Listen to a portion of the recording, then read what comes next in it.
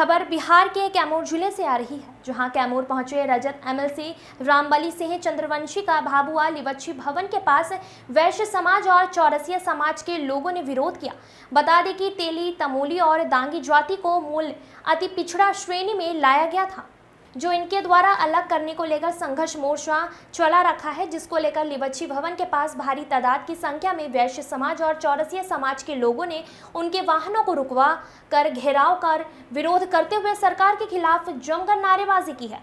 वहीं रजत एमएलसी शाह अति पिछड़ा आरक्षण बचाओ संघर्ष मोर्चा के संयोजक रामबली सिंह चंद्रवंशी ने कहा कि तेली, तमोली, चौरसिया, दांगी को मूल अति पिछड़ा जाति की श्रेणी से अलग किया जाए और पृथक ग्रुप बनाकर इनको समानुपातिक आरक्षण मिले। अति पिछड़ा वर्ग के लोगों को हो रही हत्या, बलात्कार और अन्य अत्याचार रोकने के लिए SC एक्ट के तर्ज पर अति पिछड़ा अत्याचार निवारण कानून बनाया जाए। पंचायत और नगर निकाय चुनाव में पिछड़ों का आरक्षण 20% से बढ़कर 33% किया जाए, जिसको लेकर सरकार से मांग की जा रही है।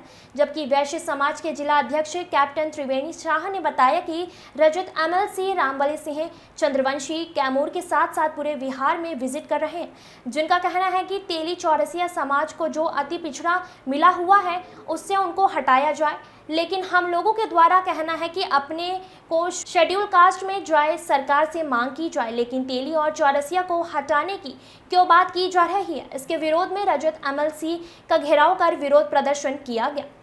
धीरेन्द्र सिंह राजपूत की रिपोर्ट। क्या मामला रहा अभी? यहाँ राजद एमएलसी रामबली सिंह चंद्रवंशी कैमूर में विजिट कर रहे हैं, पूरे बिहार में विजिट कर रहे हैं। इनका कहना है कि तेली, चौरसिया समाज को जो अति पिछड़ा मिला हुआ है उससे इनको हटाया जाए। हमारा कहना है कि आप अपने को आगे मांग कीजिए, आप शेड्यूल कास्ट में जाइए, लेकिन आप हमें क्यों हटाने की बात कर रहे हैं। इसके विरोध में हम लोग एमएलसी का घेराव किए थे और साथ ही साथ जो राजद का सह मिला है इनको, उनके सहयोग से काम कर रहे हैं, तो हम लोग उनका भी विरोध कर रहे हैं। क्योंकि राजद के एमएलसी हैं तो या तो राजद इनको लगाम लगाए और नहीं तो ये विरोध यहाँ से लेकर पटना तक पूरा बिहार हम लोग आंदोलन छेड़ेंगे और इसके खिलाफ में हम लोग आंदोलन करेंगे। क्या नाम पड़ेगा आपका? कैप्टन त्रिवेणी शाह। क्या है आप? वैश्य समाज अध्यक्ष हूँ। तेली साहू समाज का एक सामाजिक कार्यकर्ता हूँ, जो कि उस हिसाब से काम कर रहे हैं। लोगों ने आपका जो है घेराव करके कुछ विरोध जताया, क्या मामला है? देखिए, मामला ये है कि हम लोगों को मूल अति पिछड़ा को मुंगेरी लाल कमीशन के अनुशंसा के आलोक में जननायक कर्पूरी ठाकुर ने आरक्षण दिया था।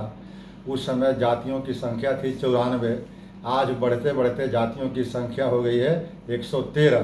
तो जातियों की जब संख्या बढ़ाई जा रही है तो आरक्षण नहीं बढ़ाई जा रही है, नंबर 1 है।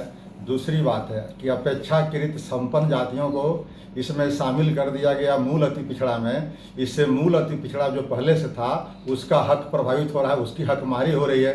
तो उसकी हकमारी नहीं हो, इसी उद्देश्य से मुंगेरी लाल कमीशन ने अनुशंसा किया था कि समकक्ष जातियों को एक साथ रखा जाए ग्रुप बना करके। इसी का कारण है कि अनेक्सर 1 है, अनेक्सर 2 है।